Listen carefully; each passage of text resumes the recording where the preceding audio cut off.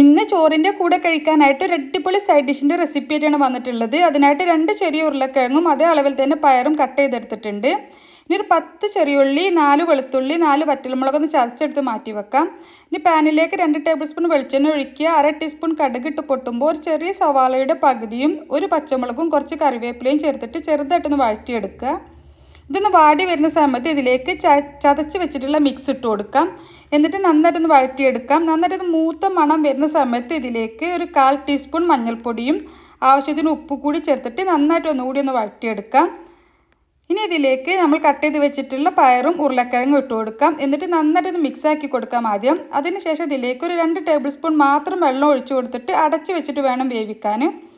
ചെറിയ ഫ്ലെയിമിലിട്ടിട്ട് വേണം വേവിക്കാൻ. 1-2 തവണ മൂടി തുറന്നിട്ടൊന്ന് ഇളക്കി കൊടുക്കാൻ മറക്കരുത്.